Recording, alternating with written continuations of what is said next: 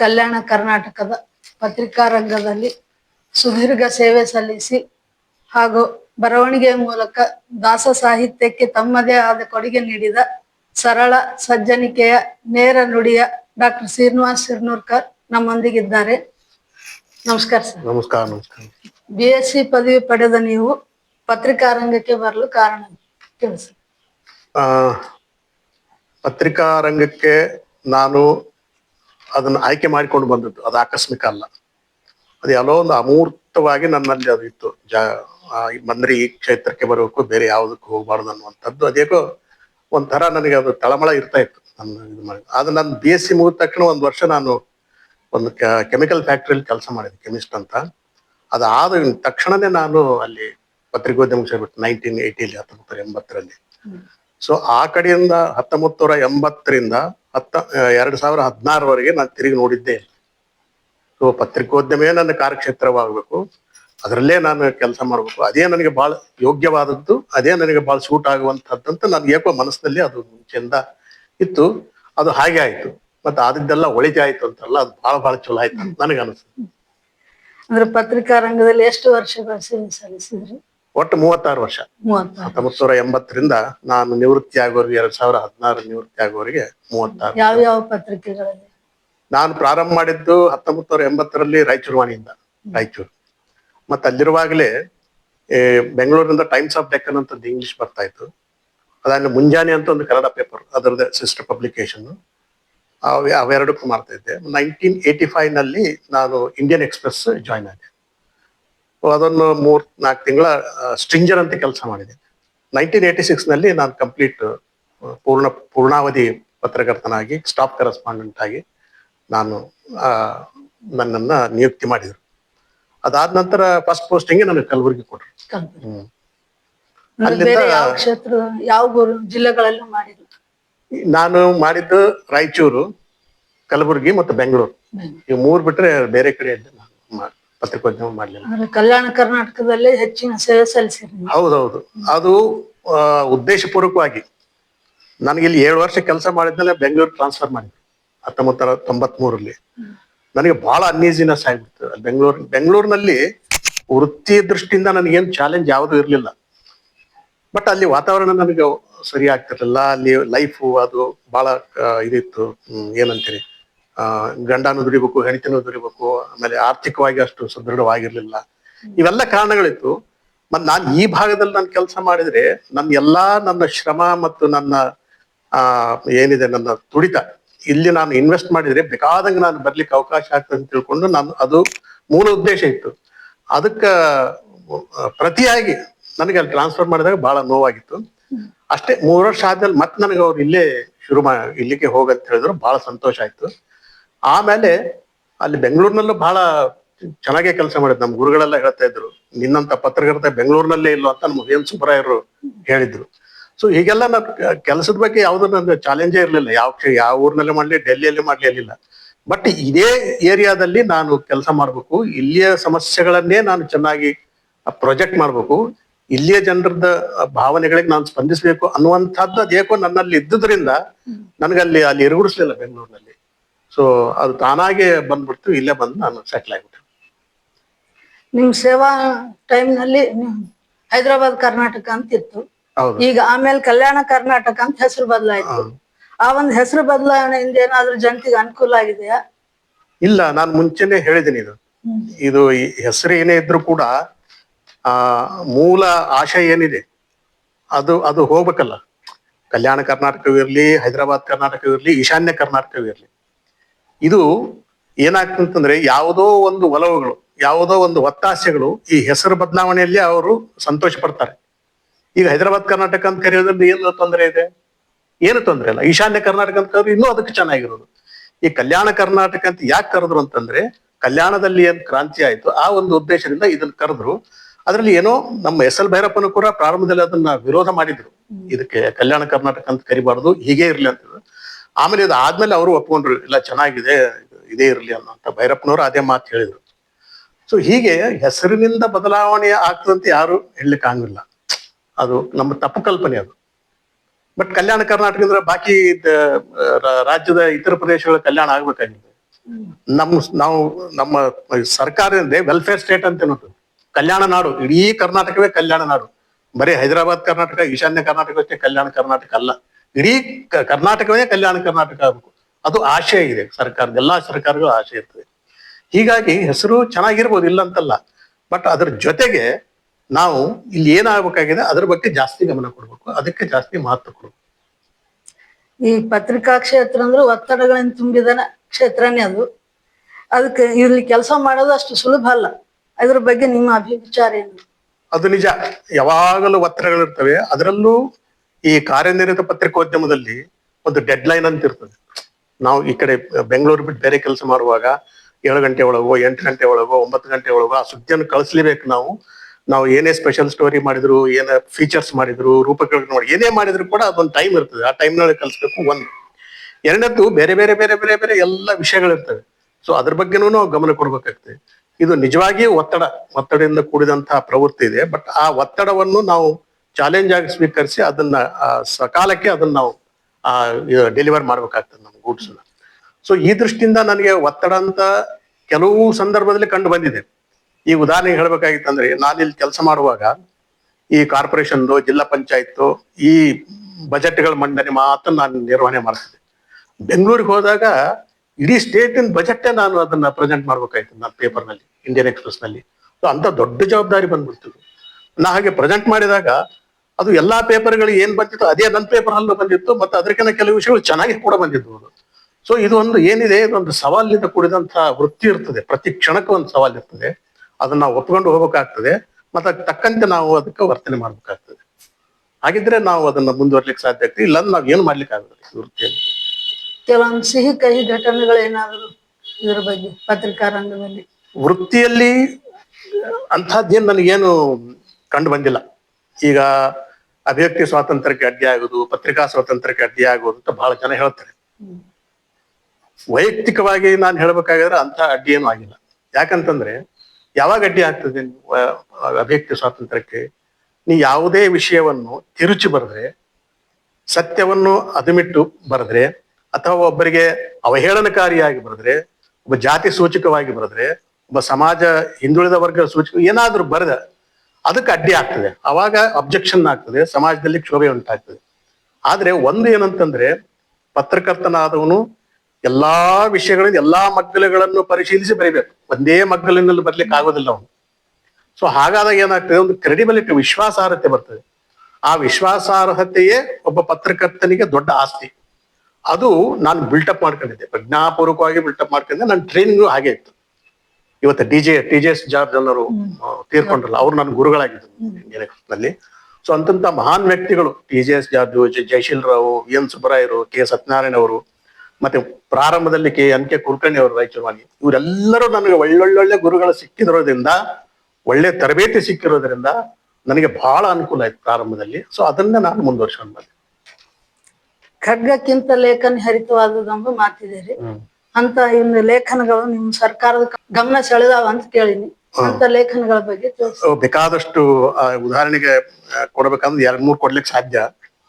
ಒಂದು, ಇಲ್ಲಿ ಹುಮನಾಬಾದ್ನಿಂದ Bijapur national highway ಏನಿದೆ, ಇದನ್ನ ವೈಡನ್ ಮಾಡ್ಬೇಕಂತ ನ್ಯಾಷನಲ್ ಹೈವೇ ಅಥಾರಿಟಿದವರು ಅದನ್ನ ಪ್ರೊಜೆಕ್ಟ್ ತಗೊಂಡ್ರು. ಹಾಗೆ ಪ್ರೊಜೆಕ್ಟ್ ತಗೊಳ್ಳುವಾಗ ಈ ಒಂದು 240 ಕಿಲೋಮೀಟರ್ ಆಗುತ್ತೆ.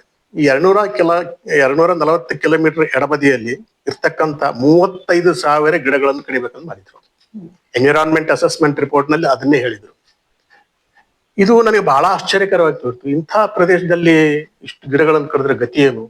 700 ಮಿಲಿಮೀಟರ್ ಮಳೆ ಆಗುವಂಥದ್ದು ವರ್ಷಕ್ಕೆ, ಯಾವಾಗಲೂ ಬರ ಇರುವಂತದ್ದು, ಬೇಸಿಗೆಯಲ್ಲಿ 40-45 ಡಿಗ್ರಿವರೆಗೆ ಹೋಗುವಂತದ್ದು ಅಂತ ಹೇಳ್ಬಿಟ್ಟು ನಾನು ಅದನ್ನು ಬರೆದೆ ನನ್ನ ಡೆಕ್ಕನ್ನಲ್ಲಿ. ಅದು ಆಶ್ಚರ್ಯ ಏನಂತಂದ್ರೆ, Chief Justice of Karnataka Vikramjit Sen ಅಂತಿದ್ರು. ಅವರು ಬೆಳಗ್ಗೆ ಕಾಫಿ ಕುಡಿತಾ ನೋಡುವಾಗಲೇ ಅವರಿಗೂ ಬಹಳ ಆಶ್ಚರ್ಯ ಆಗ್ಬಿಡ್ತು. ಅವ್ರು ಆಗಿಂದಾಗಲೇ ಫೈಲ್ PIL ಅಂತ ನೋಟ್ ಹಾಕ್ಬಿಟ್ರು, ಪಬ್ಲಿಕ್ ಇಂಟ್ರೆಸ್ಟ್ ಲಿಟಿಗೇಷನ್ ಫೈಲ್ ಮಾಡಿರ್ತಾರೆ. ಸೊ ನನ್ನ ಪರವಾಗಿ ಕರ್ನಾಟಕ ಹೈಕೋರ್ಟ್ ಹೋರಾಟ ಮಾಡಿತು. ಆಮೇಲೆ ಎಲ್ಲರೂ, central government, state government, national highway authority of ಎಲ್ಲರಿಗೂ ನೋಟಿಸ್ ಹೋದ್ರು. ನಾನು ಏನ್ ಬರ್ದಿದ್ದೆ ಅದಕ್ಕೆ ಪ್ಯಾರಾವೈಸ್ ರಿಪ್ಲೈ ಕೇಳಿದ್ರು. ಸೊ ಅದೆಲ್ಲ ಆಗಿ ವಿಚಾರಣೆ ಆದ್ಮೇಲೆ ಇನ್ನೊಂದು ಮುಖ್ಯ ಅಂತಂದ್ರೆ ಪಬ್ಲಿಕ್ ಇಂಟ್ರೆಸ್ಟ್ ಲಿಟಿಗೇಷನ್ ಅಲ್ಲಿ ಇಂಟರಿಮ್ ಇಂಜೆಕ್ಷನ್ ಕೊಡೋದಿಲ್ಲ, ಮಧ್ಯಂತರ ಆದೇಶಗಳನ್ನು ಸಾಮಾನ್ಯವಾಗಿ ಕೊಡೋದಿಲ್ಲ.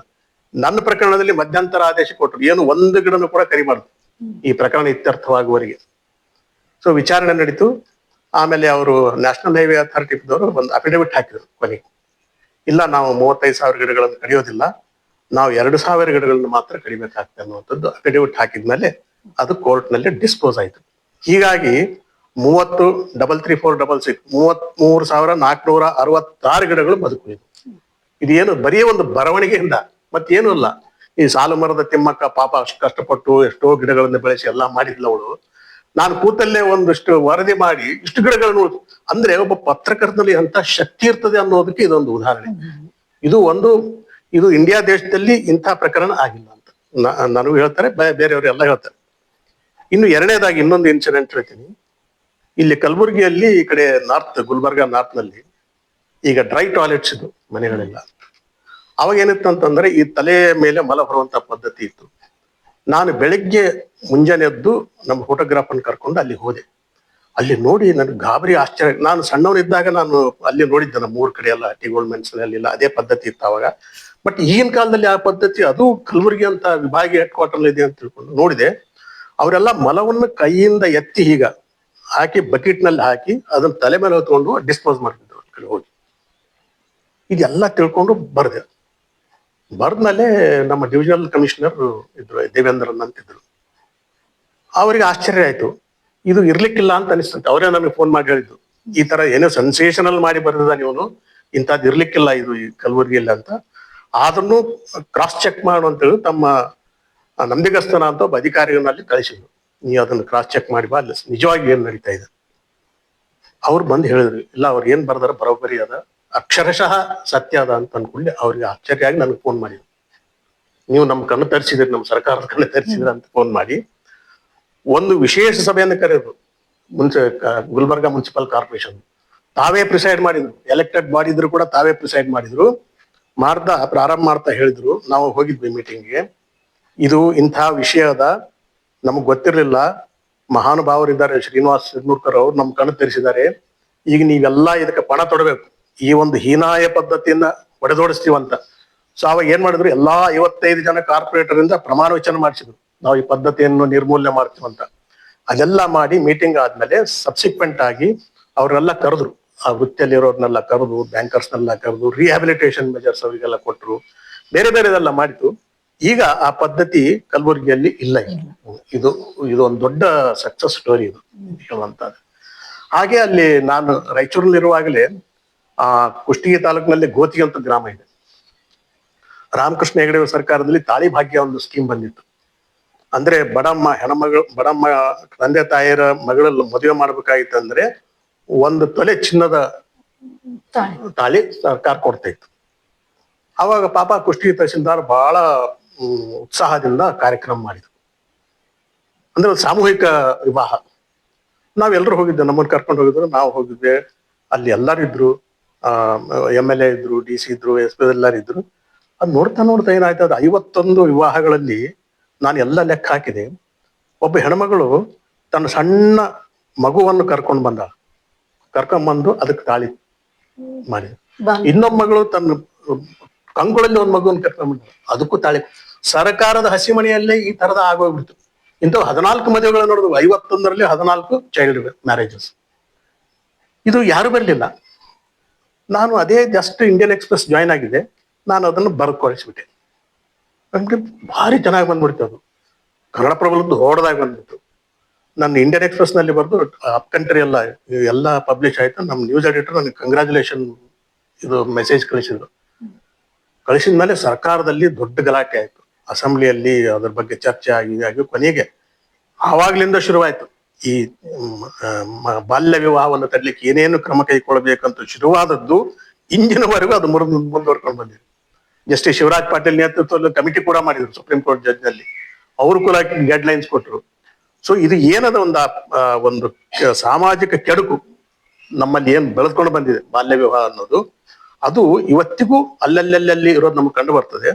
ಬಟ್ ಇದು ಪ್ರಾರಂಭಿಕವಾಗಿ ಅದನ್ನ ಟ್ಯಾಕಲ್ ಮಾಡಿ ಅದ್ರ ಬಗ್ಗೆ ಬರೆದು ದೊಡ್ಡ ಒಂದು ಎಚ್ಚರಿಕೆ, ದೊಡ್ಡ ಒಂದು ಜಾಗೃತಿಯನ್ನು ಉಂಟು ಮಾಡಿದಂತ ಒಂದು ಪ್ರಯತ್ನ ನಾನು ಮಾಡಿದ್ದಲ್ಲ, ನನ್ನಲ್ಲಿರುವಂತ ಯಾರೋ ಒಂದು ಮಾಡಿಸಿದ್ರು. ಸೊ ಅದು ನನಗೆ ಬಹಳ ಸಂತೃಪ್ತಿ. ಇವು 3 ಪ್ರಕರಣಗಳು ಬಹಳ ನನಗೆ ತೃಪ್ತಿಯನ್ನು ಸಮಾಧಾನ ತಂದು ಕೊಟ್ಟಿರುವಂತವು. ಇದಲ್ಲದೆ ನೀನು ಬೇಕಾದಷ್ಟು ಪ್ರಕರಣಗಳು ಅವನ್ನೆಲ್ಲ ವಿವರವಾಗಿ ಹೇಳಲಿಕ್ಕೆ ಆಗುತ್ತೆ. ಇದು ನಿಮ್ಮ ಒಂದು ಲೇಖನ ಬಾಂಬೆ ಮ್ಯಾಗಜಿನ್ ಒಳಗ ಅದೊಂದು ವಿಶೇಷವಾದಿದ್ದೆ. ಅದೇನಾಯ್ತು, ಇಲ್ಲಿ ಪಂಚಪೀಠ ಇದೆಲ್ಲ ಸ್ವಾಮಿಗಳು, ವೀರಶೈವ ಲಿಂಗಾಯತ ಸ್ವಾಮಿಗಳು, ಅವರು 5 ಇಲ್ಲಿಗೆ ಬಂದಿದ್ರು. ಅವತ್ತು ದೊಡ್ಡ ಇಡೀ ಗುಲ್ಬರ್ಗಾ ಸಿಟಿನೇ ತಳಿರು ತೋರಣಗಳಿಂದ ಕೂತಿತ್ತು, ಎಲ್ಲ ಮಾಡಿತ್ತು. ಬಹಳ ಜನ ಬಂದಿದ್ರು, ರಾಜಕಾರಣಿಗಳು ಇದ್ರು. ಅವತ್ತಿನ ದಿವಸನೇ ಏನಾಗಿತ್ತು ಅಂತಂದ್ರೆ, ಈ ಚಕ್ರಕಟ್ಟ ಇದೆಯಲ್ಲ ಇಲ್ಲಿ, ಅದಕ್ಕೇನಂತಾರೆ ಆ ಏರಿಯಾದಲ್ಲಿ ಅದೊಂದು ಗಾರ್ಬೇಜ್ ಬಿನ್ ಇದೆ. ಆ ಗಾರ್ಬೇಜ್ ಎಲ್ಲ ಕೆಳಗೆ ಬಿದ್ದಿದೆ. ಒಬ್ಬ ಮನುಷ್ಯ ಅಲ್ಲಿ ನರಳ್ತಾ ಬಿದ್ದಿದ್ದಾನೆ. ಅವನ ಮೈ ಮೇಲೆ ಬಟ್ಟೆ ಇಲ್ಲ. ನನಗೊಬ್ರು ಫೋನ್ ಮಾಡಿದ್ರು ಹೇಗಿದೆ ಅಂತ. ನಾನಂದ್ರೆ ಮೊದಲು ಅವನಿಗೆ ಯಾರಾದ್ರೂ ಫೋಟೋಗ್ರಾಫರ್ ಇದ್ದರೆ ಅದನ್ನ ತೆಗ್ಸಿರಿ, ಫೋಟೋ ತೆಗ್ಸಿರಿ ಅಂತ ಹೇಳಿದೆ. ಅಲ್ಲಿ ಫೋಟೋಗ್ರಾಫರ್ ಓಡಿ ಬಂದು ಚೆನ್ನಾಗಿ ಫೋಟೋ ತೆಗ್ಸಿದ. ಆಮೇಲೆ ನಾವು 100ಗೆ ಫೋನ್ ಮಾಡಿ, ಎಲ್ಲದಕ್ಕೆ ಫೋನ್ ಮಾಡಿ ಅವನ್ನ ಆಂಬ್ಯುಲೆನ್ಸ್ ತರಿಸಿ ಹಾಸ್ಪಿಟ್ಲಿಗೆ ಅಡ್ಮಿಟ್ ಮಾಡಿದ್ವಿ. ಹಾಸ್ಪಿಟ್ಲಿಗೆ ಅಡ್ಮಿಟ್ ಮಾಡಿದ್ಮೇಲೆ ನಾನು ಅದನ್ನೆಲ್ಲ ಕೇಳಿದೆ. ಅವತ್ತ ರಾತ್ರಿನೇ ಅವನು ತೀರ್ಕೊಂಡ್ಬಿಟ್ಟ.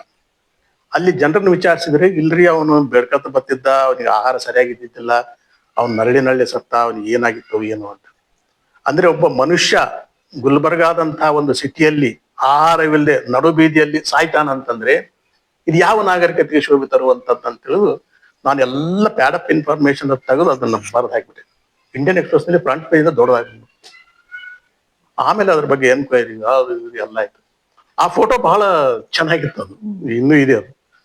ಅದೆಲ್ಲ ಬಂತು, ಸರ್ಕಾರ ಎನ್ಕ್ವೈರಿ ಮಾಡ್ತೀವಿ ಏನೇನಾಗಕ್ಕೆ ಎಲ್ಲ ಆಯ್ತು. ಕೊನೆಗೆ ಒಂದು ಬಾಂಬೆದಿಂದ ನನ್ಗೆ ಫೋನ್ ಬಂತು. ಅವರು ನನಗೆ ಕಂಗ್ರ್ಯಾಚುಲೇಷನ್ ಹೇಳಿರಿ, ನಾವು ಅಲ್ಲೊಂದು ಥೀಮ್ ಬೇಸ್ಡ್ ಮ್ಯಾಗಜಿನ್ ಬರ್ತದೆ, ಕಾಂಬ್ಯಾಟ್ ಲಾ ಅಂತ. ಅಲ್ಲಿ ದೊಡ್ಡ ದೊಡ್ಡ ಜಸ್ಟಿಸ್ಗಳೆಲ್ಲ ಎಡಿಟೋರಿಯಲ್ ಬೋರ್ಡ್ ನಲ್ಲಿ ಇದ್ದಾರೆ.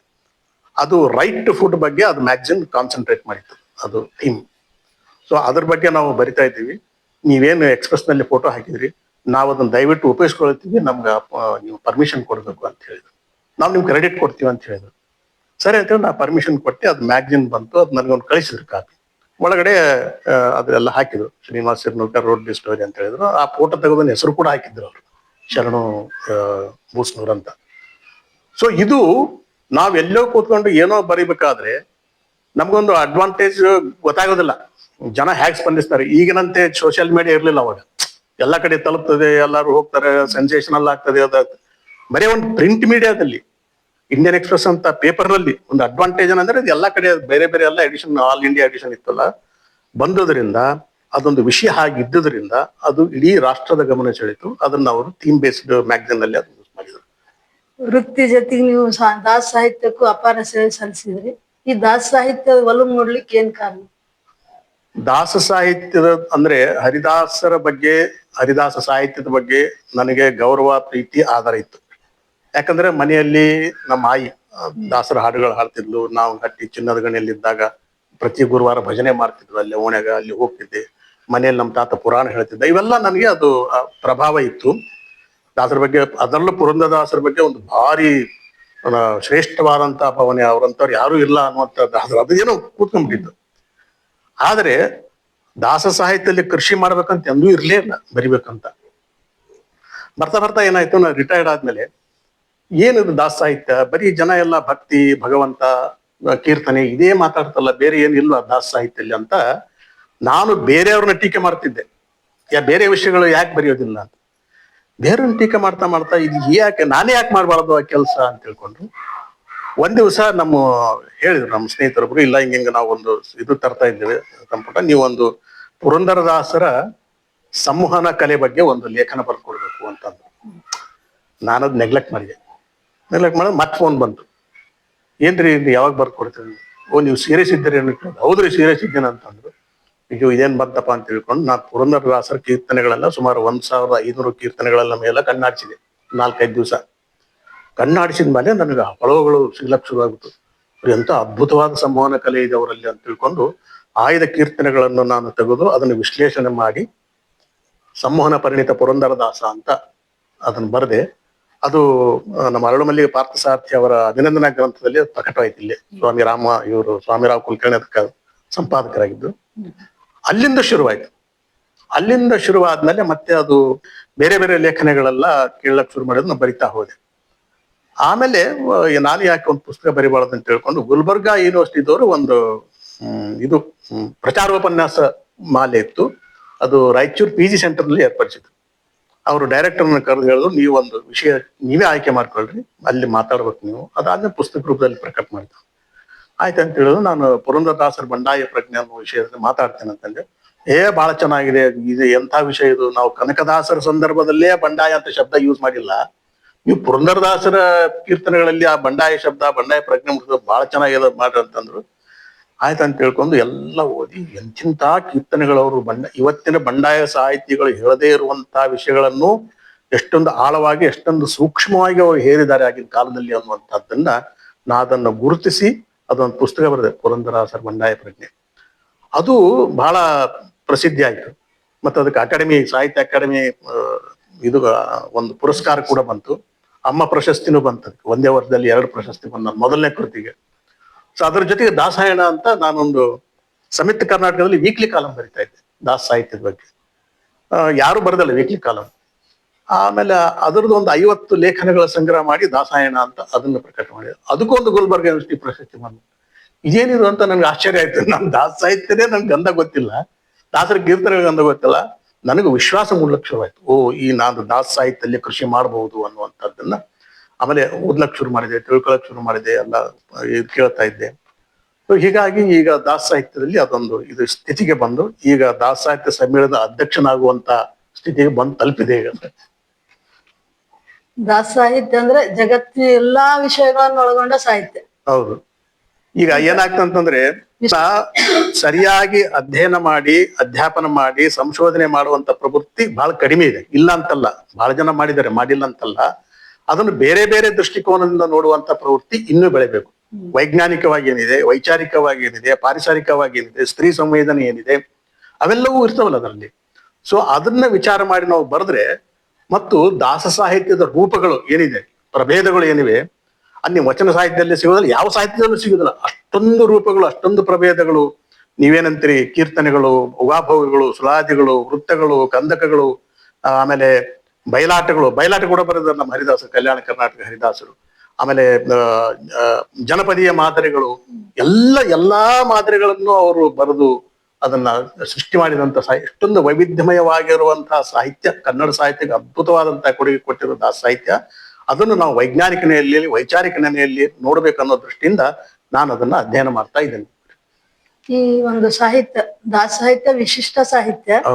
ಇಂತ ಒಂದು ಸಾಹಿತ್ಯ ಕೇವಲ ಒಂದು ವರ್ಗಕ್ಕೆ ಮಾತ್ರ ಸೀಮಿತ ಎಂಬ ಭಾವನೆ ಬಂದಿದೆ. ಇದಕ್ಕೆ ನಿಮ್ಮ ಅಭಿಪ್ರಾಯ ಏನಾಗಿದೆ? ಅದು ಏನಾಗಿತ್ತು, ಮೊದಲು ಇದು ಬಹಳ ಮಡಿವಂತಿಕೆ. ಒಂದು ಮಠಗಳಿಗೆ, ದೇವಸ್ಥಾನಗಳಲ್ಲೇ ಬಂದಿಯಾಗಿತ್ತು. ಆಚೆ ಕಡೆ ಬರಲೇ ಇಲ್ಲ ಅದು ಬಹಳ ಸುಮಾರು ವರ್ಷ. ಬಟ್ ಆಕ್ಚುಲಿ 19ನೇ ಶತಮಾನದ ಪ್ರಾರಂಭದಲ್ಲಿ ನಮ್ಮ ಜರ್ಮನ್ ಪಾದ್ರಿಗಳೇನಿದ್ದಾರೆ ಅವರು ದೊಡ್ಡ ಕೆಲಸ ಮಾಡಿದ್ರು ಆ ಮುಂಬೈ ಕರ್ನಾಟಕದಲ್ಲಿ. ದಾಸವರ ಕೀರ್ತನೆಗಳನ್ನು ಸಂಗ್ರಹ ಮಾಡಿದ್ರು ಅವರು. ಹರ್ಮನ್ ಮೊಗ್ಲಿಂಗ್, ನಮ್ಮ ಕನ್ನಡ ಪತ್ರಿಕೆ ಜನಕ ಅವನು, ಮತ್ತೆ ರೆವರೆಂಡ್ ಕಿಟಲ್, ಆಮೇಲೆ ವೈಗ್ಲಿ ಅನ್ನೋರು, ಇವರೆಲ್ಲ ದೊಡ್ಡ ಕೆಲಸ ಮಾಡಿ ಅದನ್ನ ಏನ್ ಮಾಡಿದ್ರು ಅಂತಂದ್ರೆ, ತಾವೇ ಪುಸ್ತಕಗಳನ್ನ ಅದನ್ನ ಸಂಗ್ರಹ ಮಾಡಿ, ಸಂಪಾದನೆ ಮಾಡಿ ಪ್ರಕಟ ಮಾಡಿದ್ರು. ಕನ್ನಡ ಬರ್ತಿರ್ಲಿಲ್ಲ ಅವ್ರಿಗೆ, ಕನ್ನಡ ಕಲ್ತು ಕನ್ನಡದಲ್ಲಿ ಪರಿಣಿತಿಯನ್ನು ಸಾಧಿಸಿ ಮಾಡಿದ್ರು. ಮತ್ತು ಅದನ್ನು ಇಂಗ್ಲಿಷ್ ಭಾಷೆಗೆ ಅನುವಾದ ಮಾಡಿದ್ರು. ಕೀರ್ತನೆಗಳನ್ನ ಜರ್ಮನ್ ಭಾಷೆಗೆ ಅನುವಾದ ಮಾಡಿದ್ರು. ಅಂದ್ರೆ 19ನೇ ಶತಮಾನದ ಪೂರ್ವಾರ್ಧದಲ್ಲೇ ದಾಸ ಸಾಹಿತ್ಯ ಜಾಗತೀಕರಣಗೊಂಡಿತ್ತು. ಈಗ ನಾವು ಮಾತಾಡ್ತೀವಿ ಜಾಗತೀಕರಣ ಅಂತ, ಅದನ್ನ ಮಾಡಿಬಿಟ್ಟಿದ್ರು ಆಗ್ಲೇ. ಅದು ಅಂತ ಒಂದು ಅದ್ಭುತವಾದ ಸಾಹಿತ್ಯಕ್ಕೆ ಜರ್ಮನ್ ಪಾದ್ರಿಗಳು ಮಾರು ಹೋಗಿ ಮಾಡಿದ್ರಲ್ಲ, ಮತ್ತೆ ನಾವೇನ್ ಮಾಡ್ಲಿಕ್ಕೆ ಸಾಧ್ಯತೆ? ನಾವು ಕನ್ನಡಿಗರಾಗಿ ಆ ಸಂಸ್ಕೃತಿಯಲ್ಲಿ ಬೆಳೆದು ಬಂದವರು, ನಮ್ದು ಒಂದು ಜವಾಬ್ದಾರಿ ಇರ್ತದಲ್ಲ ಅಂತ ತಿಳ್ಕೊಂಡು ನಾನು ಅದನ್ನ ಬಹಳ ಸೀರಿಯಸ್ ಆಗಿ ತಗೊಂಡ್ಮೇಲೆ ನನಗೆ ವಿವಿಧ ರೀತಿಯಲ್ಲಿ ಯೋಚನೆ ಮಾಡ್ಲಿಕ್ಕೆ, ವಿವಿಧ ರೀತಿಯಲ್ಲಿ ಅದನ್ನು ವಿಶ್ಲೇಷಣೆ ಮಾಡ್ಲಿಕ್ಕೆ, ಅದನ್ನ ಇಂಟರ್ಪ್ರಿಟೇಷನ್ ಮಾಡ್ಲಿಕ್ಕೆ ಸಾಧ್ಯ ಆಯ್ತು. ದಾಸ ಸಾಹಿತ್ಯ ಅನೇಕ ವಿಸ್ಮಯಗಳನ್ನು ಒಳಗೊಂಡದ್ದು. ಗೋಪಾಲ್ ದಾಸರು ಜಗನ್ನಾಥ ದಾಸರಿಗೆ ಆಯುರ್ದಾನ ಮಾಡಿದ್ರು. ಜಗನ್ನಾಥ ದಾಸರು, ವಿಜಯದಾಸರು ತಮ್ಮ ಮಗ ಶೇಷಗಿರಿ ದಾಸರಿಗೆ ಆಯುರ್ದಾನ ಮಾಡಿದ್ರು. ಇಂಥ ವಿಸ್ಮಯಗಳ ಬಗ್ಗೆ ಕೆಲವೊಂದು ವಿಚಾರ ಹೇಳ್ತಾರೆ. ದಾಸ ಸಾಹಿತ್ಯದ ಉದ್ದಕ್ಕೂ ವಿಸ್ಮಯಗಳು ಕಾಣಿಸ್ಕೊಳ್ತವೆ. ವೈಜ್ಞಾನಿಕ ಅನ್ರಿ, ಸಾಮಾಜಿಕ ಅನ್ರಿ, ಎಲ್ಲಾ ರೀತಿಯಿಂದ ಯಾವ ರೀತಿಯಲ್ಲಿ ವಿಸ್ಮಯಗಳು ಕಾಣಿಸ್ತವೆ. ಬಹಳಷ್ಟು ಇವೆ. ಅದು ನಾನು ಲಿಸ್ಟ್ ಕೂಡ ಮಾಡಿದ್ದೇನೆ. ಆದ್ರೆ ಅದು ಏನಾಗಿದೆ ಅಂತಂದ್ರೆ ನಮ್ಮ ಭಾರತೀಯ ಜ್ಞಾನ ಪರಂಪರೆ ಇದೆಯಲ್ಲ, ಆ ಭಾರತೀಯ ಜ್ಞಾನ ಪರಂಪರೆಯ ಅನುಗುಣವಾಗಿ ಅವೆಲ್ಲ ಇರ್ತಕ್ಕಂಥವು. ಈಗ ವಿಜ್ಞಾನ ಏನು ಹೇಳ್ತದಂತಂದ್ರೆ ಇಂದ್ರಿಯ ಗ್ರಾಹ್ಯವಾದದ್ದು ಮಾತ್ರ ವಿಜ್ಞಾನ. ಅಂದ್ರೆ ನಮ್ಮ ಕಣ್ಣಿಗೆ ಗೋಚರಿಸಬೇಕು, ಕಿವಿಗೆ ಕೇಳಿಸ್ಬೇಕು, ನಮ್ಮ ಅನುಭವಕ್ಕೆ ಬರಬೇಕು, ನಾಲಿಗೆಗೆ ರುಚಿಸಬೇಕು, ಮತ್ತು ಲ್ಯಾಬೊರೇಟರಿಲಿ ಸಿದ್ಧವಾಗಬೇಕು. ಇಷ್ಟು ಮಾತ್ರ ವಿಜ್ಞಾನ, ಇದರ ಆಚೆ ವಿಜ್ಞಾನ ಇಲ್ಲ. ಸೊ ಲ್ಯಾಬೊರೇಟರಿ ಎಕ್ಸ್ಪೆರಿಮೆಂಟ್ ನಲ್ಲಿ ನಿಂತ ಮೇಲೆ ವಿಜ್ಞಾನ ಮುಂದುವರಿಯೋದಿಲ್ಲ. ಅಲ್ಲಿಂದ ಶುರುವಾಗೋದು ನಮ್ಮ ಆಧ್ಯಾತ್ಮಿಕ ವಿಜ್ಞಾನ ಅಥವಾ ನಿಗೂಢ ವಿಜ್ಞಾನ, ಅಥವಾ ಅದರ ಆಚೆಗೆ ಅತೀಂದ್ರಿಯವಾದಂತ ಇಂದ್ರಿಯಗಳಿಗೆ ಗೋಚರವಾಗದೇ ಇರುವಂತಹ ವಿಜ್ಞಾನ ಏನಿದೆ ಅದು ದೊಡ್ಡ ವಿಜ್ಞಾನ ಇದೆ. ಅದನ್ನ ನಾವು ಅರ್ಥ ಮಾಡಿಕೊಂಡು ಅದನ್ನ ನಾವು ಜೋಡಿಸ್ಬೇಕಾಗಿದೆ. ಈ ವಿಜ್ಞಾನಕ್ಕೆ ನಾವೇನು ವಿಜ್ಞಾನ ಅಂತ ತಿಳ್ಕೊಂಡಿದ್ವಿ ಅದಕ್ಕೂ ನಮ್ಮ ಈ ಅತೀಂದ್ರಿಯವಾದಂತಹ ಏನಿದೆ ಅದಕ್ಕೆ ಜೋಡಿಸಿ, ಈಗ ನ್ಯಾಷನಲ್ ಎಜುಕೇಶನ್ ಪಾಲಿಸಿಯಲ್ಲಿ ಅದು ಬಂದಿದೆ. ಇಂಡಿಯನ್ ನಾಲೆಜ್ ಸಿಸ್ಟಮ್ ಅಂತ ಸಪರೇಟ್ ಡಿವಿಷನ್ ಮಾಡಿದ್ದಾರೆ. ಅದಕ್ಕೆ ಅಲ್ಲಿ ನಮ್ಮ ಪಠ್ಯಕ್ರಮದಲ್ಲೂ ಕೂಡ ಅಳವಡಿಸುವ ಪ್ರಯತ್ನ ಮಾಡ್ತಾ ಇದೆ ಇದೇ ವರ್ಷದಿಂದ. ಸೊ ಹೀಗೆ ಇಂಥ ವಿಸ್ಮಯಗಳನ್ನ ನಾವು ಸ್ಟಡಿ ಮಾಡ್ಲಿಕ್ಕೆ ಮತ್ತು ಅದರ ಅಧ್ಯಯನ ಮಾಡ್ಲಿಕ್ಕೆ, ಅಧ್ಯಾಪನ ಮಾಡ್ಲಿಕ್ಕೆ, ಸಂಶೋಧನೆ ಮಾಡ್ಲಿಕ್ಕೆ ಬಹಳಷ್ಟು ಅವಕಾಶಗಳು ಇನ್ನ ಮ್ಯಾಲಿಂದ ಮೇಲೆ ಹೇಳ್ತಾ ಇರ್ತೀನಿ. ಅದನ್ನ ನಾನು ಕೂಡ ಮಾಡ್ಲಿಕ್ಕೆ ಪ್ರಯತ್ನ ಮಾಡ್ತಾ ಇರ್ತೀನಿ. ಯಾಕಂದ್ರೆ ಹರಿದಾಸರು ಕಂಡಂತ ಕನಸುಗಳೇನಿದೆ, ಅವ್ರ ಕನಸಿನಲ್ಲೇ ಅವರಿಗೆ ವಚನಾಂಕಿತ ದೊರೆತಿರೋದು. ವಿಜಯದಾಸರ ಕನಸಿನಲ್ಲೇ ಪುರಂದರದಾಸರು ಬಂದು ಕಾಶಿಯಲ್ಲಿ ಆ ಗಂಗಾ ನದಿ ಆಚೆ ಕರ್ಕೊಂಡು ಹೋಗಿ ಅವರಿಗೆ ಅಂಕಿತ ಪ್ರದಾನ ಮಾಡಿರ್ತೀವಿ. ಅಲ್ಲಿ ಏನಿದೆ ಜಗನ್ನಾಥ ದಾಸರಿಗೆ ಅದು ಚಂದ್ರಭಾಗಾ ನದಿಯಲ್ಲಿ ಮುಳುಗಿ ಹೇಳುವಾಗ ಕೊಟ್ಟಿರುವಂತದ್ದು. ಅಲ್ಲಿ ಅನೇಕ ವ್ಯಾಸರಾಯರಿಗೂ ಕನಸು ಬಿದ್ದಿದೆ. ಎಲ್ಲ ಈ ಕನಸುಗಳ ಲೋಕ ಏನಿದೆ ಈ ದಾಸ ಸಾಹಿತ್ಯದಲ್ಲಿ ದೊಡ್ಡ ಲೋಕ ಇದೆ, ದೊಡ್ಡ ಪ್ರಪಂಚ ಇದೆ. ಸೊ ಯಾವ ರೀತಿ ಕನಸುಗಳನ್ನು ಕಂಡ್ರು, ಯಾವ ರೀತಿ ಅವು ಪರಿಣಾಮ ಆಯ್ತು, ಕನಸು ಅಂದ್ರೆ ಏನು, ಅದ್ರ ಬಗ್ಗೆ ಬಹಳ ದೊಡ್ಡದಾದಂತಹ ಅಧ್ಯಯನ ನಡಿಬೇಕಾದಂತಹ ಒಂದು ಕಾಲ ಈಗ ಬಂದಿದೆ ಅಂತ ನನಗೆ ಅನಿಸ್ತಾ ಇದೆ. ಸೊ ಅದನ್ನ ಬಹಳ ಕಡೆ ನಾನು ಅದನ್ನ ಹೇಳ್ತಾ ಇರ್ತೀನಿ. ಸೊ ಹೀಗೆ ದಾಸ ಸಾಹಿತ್ಯದ ವಿಸ್ಮಯಗಳು ಅದು ಅನಂತವಾದದ್ದು, ಅಪಾರವಾದದ್ದು, ಆಳವಾದದ್ದು, ವಿಸ್ತಾರವಾದದ್ದು. ಅದನ್ನ ನಾವು ಸ್ವಲ್ಪ ತಾಳ್ಮೆಯಿಂದ, ಅದನ್ನ ಸಹೃದಯತೆಯಿಂದ ಅದನ್ನ ನೋಡ್ಬೇಕಾಗ್ತದೆ, ಅದ್ರ ಬಗ್ಗೆ ಅಧ್ಯಯನ ಮಾಡ್ಬೇಕಾಗ್ತದೆ, ಅದ್ರ ಬಗ್ಗೆ ಪ್ರೀತಿ ಇರಬೇಕು, ಅದ್ರ ಬಗ್ಗೆ ಭಕ್ತಿ ಇರಬೇಕು, ಅದ್ರ ಬಗ್ಗೆ ಗೌರವ ಇರಬೇಕು. ಅಂದ್ರೆ ನಮ್ಗೆ ಏನಾದ್ರೂ ಮಾಡ್ಲಿಕ್ಕೆ ಸಾಧ್ಯತೆ. ಅದೇನದು ಗೊಳ್ಳದೆ, ಅದರಿಂದ ಏನ್ ನಡೀತದೆ, ವಿಜ್ಞಾನ ಮುಂದೆ ಯಾವುದೆಲ್ಲ ವೈಜ್ಞಾನಿಕವಾಗಿ ಸಾಬೀತಾದದ್ದು ಮಾತ್ರ ಸತ್ಯ, ಬಾಕಿದೆಲ್ಲ ಮಿಥ್ಯ ಅನ್ನುವಂಥದ್ದು ಏನ್ ಹೇಳಲಿಕ್ಕೆ ಆಗುದಿಲ್ಲ, ಅಲ್ಲಿ ನಿಂತೋಗ್ಬಿಡ್ತದೆ. ಈ ಜಗನ್ನಾಥ ದಾಸ್ ಕೀರ್ತನೆ ಒಂದು ಬರೆದಿರಲ್ರಿ ವಿಜ್ಞಾನದ ಬಗ್ಗೆ, ಕಡಿಸಿ ಕರೆಕ್ಟ್ ಅದು ಪರಿಸರ. ನಾನು ಅದನ್ನ ಓದ್ತಾ ಇರ್ಬೇಕಾದ್ರೆ ಅನೇಕ ಕೀರ್ತನೆಗಳು ಹಿಂಗಿವೆ, ಅದು ಬರೀ ಭಗವಂತನನ್ನ ಕುರಿತು ಮಾಡಿದ ಕೀರ್ತನೆ ಅಂತ ಅನಿಸ್ತದೆ ನಮಗೆ ಅದ್ರ ಪಲ್ಲವಿ ಅನುಪಲ್ಲವಿಯಲ್ಲಿ. ಆದ್ರೆ ಅದನ್ನ ಬಿಡಿಸಿ ನಾವು ಮತ್ತೆ ಮುಂದಕ್ಕೆ ಹೋದಾಗ ನಮ್ಗೆ ನೈಜತೆ ಗೊತ್ತಾಗ್ತದೆ, ಏನು ವಾಸ್ತವವಾಗಿ ಏನಿದೆ ಅಂತ. ಶ್ರೀರಮಣ ತವಚರಣ ದೊರಕುವುದು ಹಾಗಿನ್ನು ಪರಮ ಪಾಪಿಷ್ಟ ನಾನು ಅಂತ ಇದನ್ನ ಅಂದಾಗ ಏನ್ ಪಾಪ ಮಾಡಿ ನನಗೆ ಕುತೂಹಲ ಹುಟ್ಟಿದೆ. ಜಗನ್ನಾಥ ದಾಸರು ಏನ್ ಪಾಪ ಮಾಡಿದ್ದಾರೆ? ಮೊದಲನೇ ನುಡಿಯಲ್ಲಿ ಏನು ಬರಲಿಲ್ಲ, ಮೂರನೇ ನುಡಿಯಲ್ಲಿ ಬಂದಾಗ ಅವ್ರು ಹೇಳಿದ್ರು, ಕೆರೆ ಬಾವಿಯನ್ನು ಕಡಿಸಿ ಹಿರಿದಾದ ಮನೆ ಕಟ್ಟಿಸಿದೆ, ಅರಳಿ ವೃಕ್ಷವ ಕಡಿದಿ ಪೀಠೋಪಕರಣ ಅವೆಲ್ಲ ಮಾಡಿಸಿದೆ, ಬಾಗಿಲು ಕಿಟಕಿಗಳನ್ನ ಮಾಡಿಸಿದ ಅಂತ. 18ನೇ ಶತಮಾನದಲ್ಲಿ ಅವರು ಕೆರೆ ಬಾವಿಗಳು ನಾಶ ಆಗ್ತಿರೋದನ್ನು ಕಂಡು ಮರಗಿದ್ದು, ಮತ್ತು ಅರಳಿ ಮರ ಕತ್ತರಿಸುವಂತ ಕಡಿದು ಏನು ಬಾಗಿಲು ಕಿಟಕಿಗಳನ್ನು ಮಾಡಿಸುವಂತ ಪ್ರವೃತ್ತಿಯನ್ನು ಕಂಡದ್ದು ಅವರು ಮರಗಿ ನಾವು ಮಾಡಿರ್ತಕ್ಕಂಥ ಪಾಪವನ್ನು ತಮ್ಮ ಮೇಲೆ ಹಾಕಿಕೊಂಡು ಆ ಕೀರ್ತನೆ ರಚನೆ ಮಾಡಿದ್ರು. ಅಂದ್ರೆ ಪರಿಸರ ಪ್ರಜ್ಞೆ ಎಷ್ಟೊಂದು ಆಳವಾಗಿತ್ತು ಅನ್ನುವಂಥದ್ದು. ಈ ಮಾತನ್ನು ಯಾಕೆ ಹೇಳ್ತಾ ಇದ್ದೇನೆ ಅಂತಂದ್ರೆ, ಇವತ್ತು ಕೆರೆ ನಮ್ಮ ಗ್ರಾಮೀಣ ಸಂಸ್ಕೃತಿಯ ಅದು ಕೇಂದ್ರ. ಕೆರೆ ತುಂಬಿದಾಗಲೆಲ್ಲ, ಕೋಡಿ ಹರಿದಾಗಲೆಲ್ಲ ಪೂಜೆ ಮಾಡ್ತಾರೆ, ಕಾರ್ತಿಕ್ ಮಾಸದಲ್ಲಿ ತೆಪ್ಪೋತ್ಸವ ಮಾಡ್ತಾರೆ, ದೀಪ ಹಚ್ತಾರೆ, ಎಲ್ಲ ಮಾಡ್ತಾರೆ. ಅದು ಸನಾತನದಿಂದ ಬಂದಿರುವಂತದ್ದು. ಆಮೇಲೆ ನಮ್ಮ ಆರ್ಥಿಕ ಚಟುವಟಿಕೆ, ಸಾಮಾಜಿಕ ಚಟುವಟಿಕೆ, ಸಾಂಸ್ಕೃತಿಕ ಚಟುವಟಿಕೆ ಕೆರೆಯೇ ಮೂಲ. ಇವತ್ತು ಎಲ್ಲ ಕೆರೆಗಳನ್ನು ಒತ್ತುವರಿ ಮಾಡಿ ಅದು ಹೋಗಿ. ಮತ್ತೆ ಪುರಂದರದಾಸರು ಕೂಡ ಒಂದು ಉಗಾಭೋಗದಲ್ಲಿ ಹೇಳಿದ್ದಾರೆ, ಕೆರೆಯ ನೀರನ್ನು ಕೆರೆಗೆ ಚೆಲ್ಲಿಯ ವರವ ಪಡೆದವರಂತೆ ಕಾಣಿರುವಂತ. ಎಷ್ಟೊಂದು ಇವತ್ತೇನಾದ್ರೂ ಸರ್ಕಾರ ಒಂದು ಕೆರೆ ಅಭಿವೃದ್ಧಿ ಮಾಡ್ತೀವಿ ಅಂತಾರೆ, ಕೆರೆಯ ನೀರನ್ನು ಕೆರೆಗೆ ಚೆಲ್ಲಿ ಅನ್ನುವುದೇ ಅದು ಘೋಷವಾಕ್ಯ ಮಾಡ್ಕೊಳ್ಬೇಕು. ಅಂದ್ರೆ ನಾವು ಚೆನ್ನಾಗಿ ಅದನ್ನ ಮಾಡ್ಲಿಕ್ಕೆ ಸಾಧ್ಯ. ಆಮೇಲೆ ಹಳ್ಳಿ ಮರದ ಬಗ್ಗೆ ಅವ್ರು ಹೇಳಿದ್ರಲ್ಲ, ಯಾಕೆ ಬೇರೆ ಮರದ ಬಗ್ಗೆ ಅವ್ರು ಹೇಳಿಲ್ಲ? ಜಾಲಿ ಮರದ ಬಗ್ಗೆ ಹೇಳಿಲ್ಲ, ತೇಗಿನ ಮರದ ಬಗ್ಗೆ ಇಲ್ಲ, ಬೇರೆ ಬೇರೆ ನೂರಾರು ಮರಗಳಿವೆ. ಹಳ್ಳಿ ಮರದ ಬಗ್ಗೆ ಯಾಕೆ ಹೇಳಿದ್ರು ಅನ್ನುವಂಥದ್ದು ಕೂಡ ಒಂದು ನಿಗೂಢ ವಿಜ್ಞಾನ, ರಹಸ್ಯ ವಿಜ್ಞಾನ. ಇಲ್ಲಿ ಏನ್ ಬರ್ತಂತಂದ್ರೆ, ಭಗವದ್ಗೀತೆಯ 10ನೇ ಅಧ್ಯಾಯದಲ್ಲಿ ಶ್ರೀಕೃಷ್ಣ ಹೇಳ್ತಾನೆ, ಅಂದ್ರೆ ಯಾವ್ಯಾವುದು ಶ್ರೇಷ್ಠ ಅಂತರದಲ್ಲಿ ಹೇಳ್ತಾನೆ. ಅವನು ಹೇಳುವಂತ ಸಂದರ್ಭದಲ್ಲಿ ಮುನಿಗಳಲ್ಲಿ ಕಪಿಲ ಮುನಿ ಶ್ರೇಷ್ಠ ಅಂತ ಹೇಳ್ತಾನೆ, ಮಾಸಗಳಲ್ಲಿ ಮಾರ್ಗಶಿರ ಮಾಸ ಶ್ರೇಷ್ಠ ಅಂತಾನೆ, ಗಂಧರ್ವದಲ್ಲಿ ಚಿತ್ರರಥ ಶ್ರೇಷ್ಠ ಅಂತಾನೆ, ಹಾಗೆ ಮರಗಳಲ್ಲಿ ಅಶ್ವತ್ಥ ಮರ ಶ್ರೇಷ್ಠ ಅಂತ ಹೇಳ್ತಾರೆ. ಇದು ಯಾವಾಗ ಹೇಳಿದ್ದು? 5,000 ವರ್ಷಗಳ ಹಿಂದೆ ಕೃಷ್ಣ ಹೇಳಿದ್ದು. ನನಗೆ ಅರಳಿ ಮರದ ಬಗ್ಗೆ ನಾ 1ನೇ ತರಗತಿಯಲ್ಲಿ ಇದ್ದಾಗಲೂ ನನಗೆ ಬಹಳ ಕುತೂಹಲ ಇತ್ತು, ಅಮೂರ್ತವಾಗಿ ಕೂತು ಬಿಟ್ಟಿತ್ತು. ಯಾಕಂದ್ರೆ ಒಂದು ಪಾಠ ಇತ್ತು ನಮ್ಮ ಇದರಲ್ಲಿ, ಊರ ಹೊರಗಡೆ ಒಂದು ದೇವಾಲಯದ ಪಕ್ಕದಲ್ಲಿ ಅಲ್ಲಿ ಮರ ಇದೆ, ಅದರ ಕೆಳಗಡೆ ಕುಳಿತು ಋಷಿ ತಪಸ್ಸು ಮಾಡ್ತಿದ್ದಾನೆ ಅಂತ ಪಾಠ ಇತ್ತು. ಋಷಿ ಅಲ್ಯಾಕ ಅರಳಿ ಮರದ ಕೆಳಗೆ ತಪಸ್ಸು ಮಾಡೋದು, ಬೇರೆ ಮರಗಳಿದ್ವ, ಬೇವಿನ ಮರ ಇತ್ತು, ಆ ಮರದು ಇದು ಅದು ನನ್ನಲ್ಲಿ ಕೂತು ಅಂತ ಬಹಳ ಜನಕ್ಕೆ ನಾನು ಕೇಳಿದೆ. ಯಾಕೆ ಅಂತ ನನ್ಗೆ ಸಮಂಜಸವಾದ ಉತ್ತರ ಸಿಗ್ಲಿಲ್ಲ. ಆಮೇಲೆ ನಾವೊಂದು ಇಂಗ್ಲಿಷ್ ಪತ್ರಿಕೆಯಲ್ಲಿ ಒಂದು ಪ್ಲಾಂಟ್ ಕಿಂಗ್ಡಮ್ ಬಗ್ಗೆ ಒಂದು ದೀರ್ಘವಾದಂತ ಆರ್ಟಿಕಲ್ ಬಂತು. ಅದನ್ನ ಕುತೂಹಲದಿಂದ ಓದಿ, ಕುತೂಹಲ ಅನ್ನೋದು ಬಹಳ ಮುಖ್ಯ ಮನುಷ್ಯನಿಗೆ.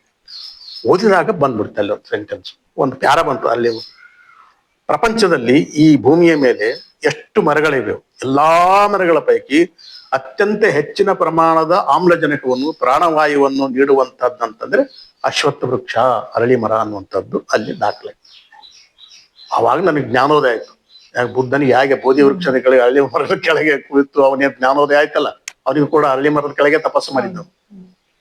ಮತ್ತು ಈ ಅರಳಿ ಮರ ಹಿಂದೂ ಸಂಸ್ಕೃತಿ ಅಂತೂ ಸರಿ, ಬೌದ್ಧ ಸಂಸ್ಕೃತಿಯಲ್ಲೂ ಪವಿತ್ರ ಭಾವನೆ ಇದೆ, ಸಿಖ್ಖರಲ್ಲೂ ಪವಿತ್ರ ಭಾವನೆ ಇದೆ, ಜೈನರಲ್ಲೂ ಪವಿತ್ರ ಭಾವನೆ ಇದೆ.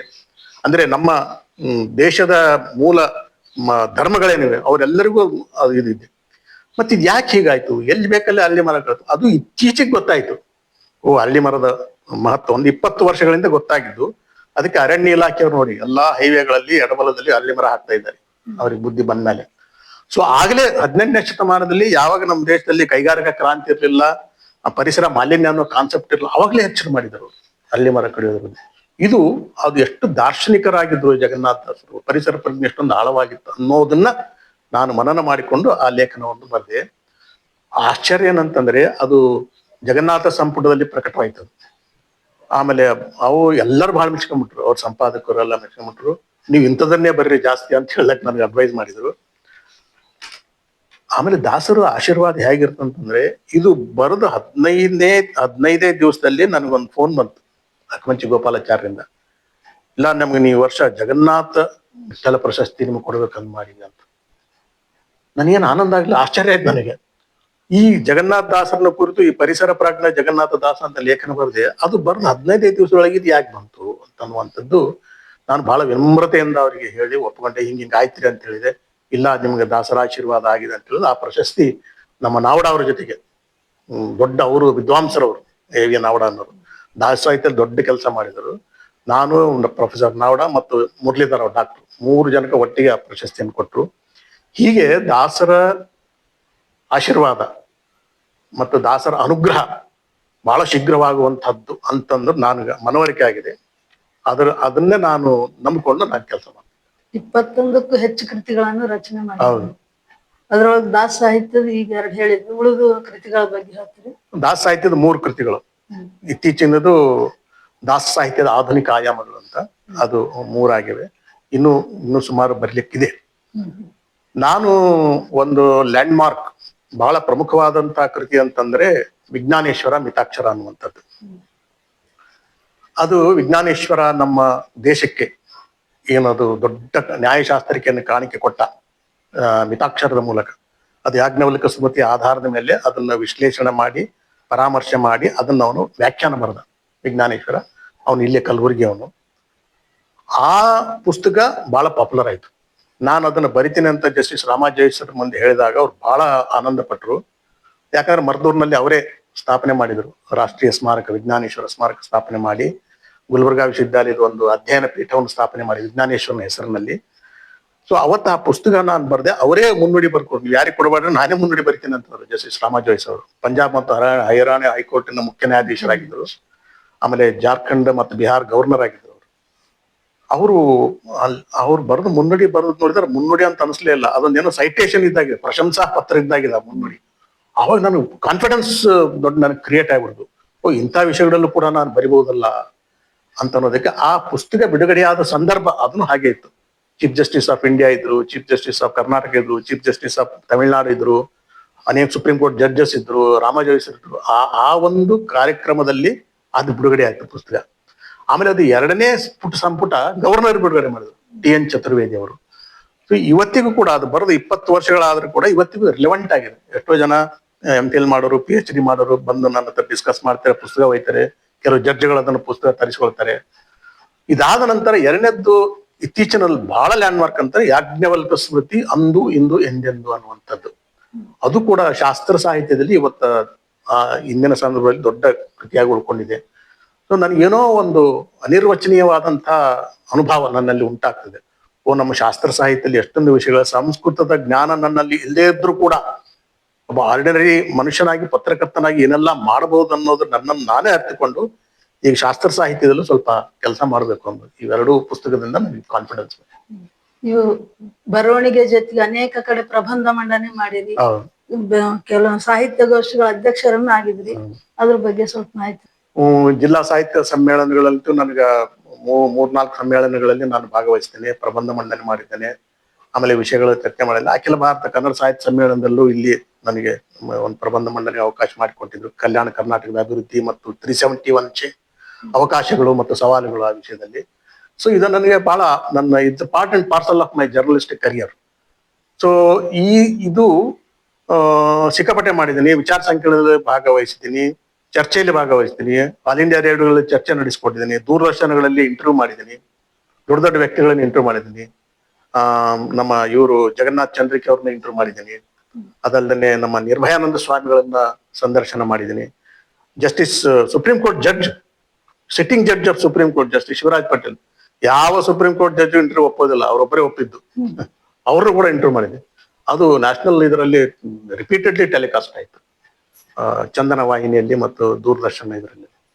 ಸೊ ಹೀಗೆ ಏನೇನು ಸಾಧ್ಯತೆ ಇದೆ ಆ ಸಾಧ್ಯತೆಗಳನ್ನೆಲ್ಲ ನಾನು ಬಳಸಲಿಕ್ಕೆ ಪ್ರಯತ್ನ ಮಾಡಿದ್ದೀನಿ. ಅದು ಯಶಸ್ಸು ಕೂಡ ಆಗಿದೆ.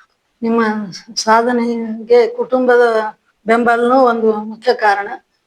ಕುಟುಂಬದ ಸ್ವಲ್ಪ ಮಾಹಿತಿ ಕೊಡ್ತೀನಿ. ನ್ಯಾಚುರಲಿ ಈಗ ಕೌಟುಂಬಿಕ ಸೌಖ್ಯ, ಕೌಟುಂಬಿಕ ಶಾಂತಿ ಇಲ್ಲದೆ ಇದ್ರೆ ಬಹಳ ಕಷ್ಟ ಆಗ್ತದೆ. ನಾವು ಯಾರೇ ಆಗ್ಲಿ ಮುಂದುವರಕ್ಕೆ, ಯಾವುದೇ ವೃತ್ತಿಯಲ್ಲಿ ಇರಲಿ, ಸೈಂಟಿಸ್ಟ್ ಆಗಿರ್ಬೋದು, ಜರ್ನಲಿಸ್ಟ್ ಆಗಿರ್ಬೋದು, ಏನೇ ಆಗಿರ್ಬೋದು. ಅದರಲ್ಲೂ ಜರ್ನಲಿಸಮ್ ಅಂತ ಪ್ರವೃತ್ತಿ demands our own time and energy. ಕುಟುಂಬದ ಕಡೆ ಲಕ್ಷಣೇ ಹೋಗೋದಿಲ್ಲ. ಅಂತ ಸಂದರ್ಭದಲ್ಲಿ 36 ವರ್ಷಗಳ ಕಾಲ ಅದನ್ನೆಲ್ಲ ಸಹಿಸಿ ನನ್ನೊಟ್ಟಿಗೆ ಇದ್ದು ನನಗೆ ಸಹಕಾರಿಯಾಗಿ ನಿಂತಹ ನನ್ನ ಪತ್ನಿ, ಧರ್ಮಪತ್ನಿ ರೇಖಾ ಅವರು ಮತ್ತು ನನ್ನ ಮಕ್ಕಳು ಇಬ್ಬರು ಕೂಡ ಅದಕ್ಕೆ ಒತ್ತಾಸೆಯಾಗಿ ಮೊದಲಿಂದಲೂ ಅವರು ನಿಂತ್ಕೊಂಡಿದ್ದಾರೆ. ನಾನು ಮಾಡ್ತಕ್ಕಂಥ ಯಾವುದೇ ಕಾರ್ಯದಲ್ಲಿ ಯಾರು ಇಂಟರ್ಫಿಯರ್ ಆಗಿಲ್ಲ, ಮತ್ತೆ ಯಾರು ಕೂಡ ದೂಷಣೆ ಮಾಡಿಲ್ಲ. ಸೊ ಅದನ್ನ ಆನ್ ದ ಕಾಂಟ್ರರಿ ಅದನ್ನು ಎನ್ಕರೇಜ್ ಮಾಡಿದ್ದಾರೆ. ಸೊ ಹೀಗಾಗಿ ನನಗ ಈ ಕೌಟುಂಬಿಕ ಆರೋಗ್ಯಕರ ಸ್ಥಿತಿ ನನಗೆ ಒಂದು ಶಕ್ತಿಯನ್ನು ಕೂಡ ತಂದು ಕೊಟ್ಟಿದೆ ಅಂತ ನಾನು ಭಾವಿಸ್ತೇನೆ. ಸಾಧಕ ವ್ಯಕ್ತಿ ಹಿಂದೆ ಒಬ್ಬ ಸ್ತ್ರೀ ಇರ್ತಾಳಂದ್ರೆ ಅದು ಸತ್ಯವಾದಂತ, ಕಾಲಾತೀತವಾಗಿ ಸತ್ಯವಾಗಿರುವಂತ ಮಾತು.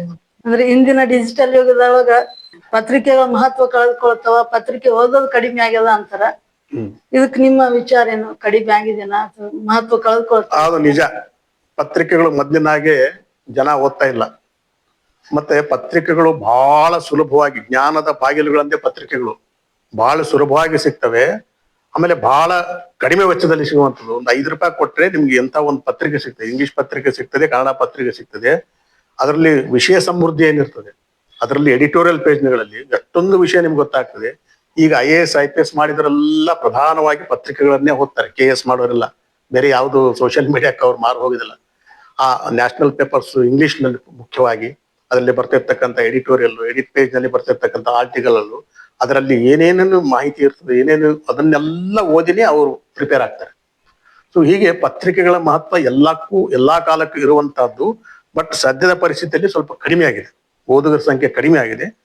ಎಲ್ಲರೂ ಈಗ ಈ ಜರ್ನಲಿಸಮ್ ಇದರಲ್ಲಿ ಸೋಷಿಯಲ್ ಮೀಡಿಯಾದಲ್ಲಿ ಬರ್ತಕ್ಕಂಥದ್ರ ಬಗ್ಗೆ ಅದ್ರ ಬಗ್ಗೆನೇ ಸಂತೃಪ್ತಿ ಪಡ್ಕೊಳ್ತಾ ಇದ್ದಾರೆ. ದೀರ್ಘವಾದ ಅಧ್ಯಯನಕ್ಕೆ ಅದು ಪೂರಕವಾಗುವುದಿಲ್ಲ ಅಂತ ಮಾತನ್ನ ಅದು ನಿಶ್ಚಿತವಾಗಿ ನಾನು ಹೇಳ್ತೇನೆ. ಸೊ ಯಾರ್ದು ಆಂಬಿಷನ್ ಇರ್ತದೆ, ಕರಿಯರ್ನ ಆಂಬಿಷನ್ ಇರ್ತದೆ, ಅವರು ಪತ್ರಿಕೆಗಳನ್ನು ಓದ್ಲೇಬೇಕು. ಇಲ್ಲಂದ್ರೆ ಅವರು ಮುಂದುವರ್ಲಿಕ್ಕೆ ಸಾಧ್ಯ ಇಲ್ಲ. ಸೊ ಈಗ ಪತ್ರಿಕೆಗಳು ಇದು ಪ್ರಸಾರಣ ಸಂಖ್ಯೆ ಕಡಿಮೆ ಆಗಿದೆ, ಇಲ್ಲ ಅಂತ ಹೇಳ್ತಾ ಇಲ್ಲ. ಬಟ್ ಆದ್ರೂ ಕೂಡ ಇಂಡಿಯಾ ದೇಶದಲ್ಲಿ ಇವತ್ತು ಪತ್ರಿಕೆಗಳಿಗೂ ಅಷ್ಟೇ ಪ್ರಮುಖ ಪಾತ್ರ ವಹಿಸ್ತಾ ಇದೆ ಮತ್ತು ಅದರಿಂದ ಪರಿಣಾಮನೂ ಉಂಟಾಗ್ತಾ ಇದೆ. ಅದು ಇರುವಂತದ್ದೇ. ಇದು ಯಾವಾಗಲೂ ಇದೇ ಕಾಲ ಇರ್ತದೆ ಅಂತ ಹೇಳಲ್ಲ. ಇನ್ನೊಂದು 20 ವರ್ಷ ಆದ್ಮೇಲೆ ಮತ್ತೆ ಪತ್ರಿಕೆಗಳೇ ದೊಡ್ಡ ಪ್ರಮಾಣದಲ್ಲಿ ಬರಬಹುದು. ಜನ ಇದನ್ನ ಬೇಸದ್ ಬಿಡ್ತಾರೆ ಈ ಸೋಷಿಯಲ್ ಮೀಡಿಯಾದಿಂದ. ಪತ್ರಿಕೆ ಹತ್ತನೇ ಒಲಿತಾರೆ ಅನ್ನೋದು ನಂಬಿಕೆ ನನಗಿದೆ. ಒಳ್ಳೆ ಭವಿಷ್ಯ ಇದೆ ಪತ್ರಿಕೆ. ನಿಮ್ಮ ಸಾಧನೆ ಗುರುತಿಸಿ ಮಾಧ್ಯಮ ಅಕಾಡೆಮಿ ಸೇರಿದಂತ ಅನೇಕ ಪ್ರಶಸ್ತಿಗಳು ಬಂದಿವೆ. ಮೊನ್ನೆ ಸೆಪ್ಟೆಂಬರ್ 28ರಂದು ಬೆಂಗಳೂರಿನಲ್ಲಿ ಒಂದು ಪ್ರಶಸ್ತಿ ನಿಮ್ ಮುಡಿ ಸೇರಿತು. ಅದ್ರ ಬಗ್ಗೆ ಸ್ವಲ್ಪ ತಿಳಿಸ್ತೀರಿ, ನಿಮ್ ಪ್ರಶಸ್ತಿಗಳ ಬಗ್ಗೆ? ನಾನು ಜರ್ನಲಿಸಂ 1980ರಲ್ಲಿ ಬಂದೆ.